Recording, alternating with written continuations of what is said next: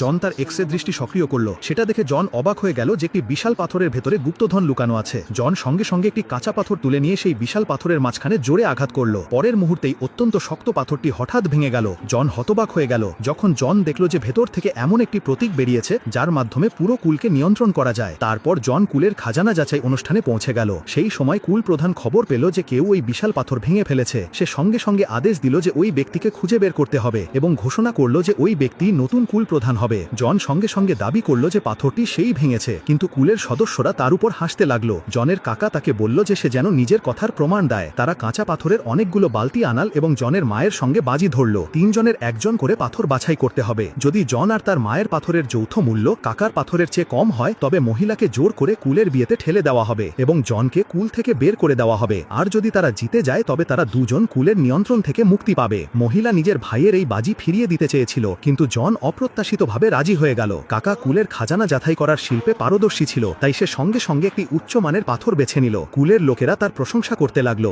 এমনকি মহিলারও মনে হতে লাগলো যে তারা হেরে যাবে। কিন্তু জন তার সোনার ক্ষমতা ব্যবহার করে বুঝল যে কাকার পাথরটি বাইরে থেকে ভালো দেখালেও ভেতরটা সাধারণ। কাকা জনের কথাই বিশ্বাস করল না এবং সঙ্গে সঙ্গে একজন বিশেষজ্ঞকে পাথর কাটতে ডেকে নিল। ফলাফল ঠিক যেমন জন বলেছিল তেমনই বেরোল। বিশেষজ্ঞের পরীক্ষানুযায়ী পাথরটির দাম $5 মিলিয়ন বেশি নয়। এটা শুনে মহিলার আত্মবিশ্বাস ফিরে এলো এবং সে তাড়াতাড়ি একটি পাথর বেছে নিল। যখন বিশেষজ্ঞ সেটি কাটল তখন তার ভেতর থেকে উচ্চমানের সবুজ পাথর বেরোল, কিন্তু দুর্ভাগ্যবশত তার নিচের অংশে ফাটল ছিল, তাই তার দাম সর্বোচ্চ $3 মিলিয়ন হলো। কাকা বিজয়ী ভঙ্গিতে হাসতে লাগলো এবং চাইল যে তারা সম্পূর্ণ হারুক। সে জনকে নিজের পাথর বাছাই করতে উস্কানি দিল।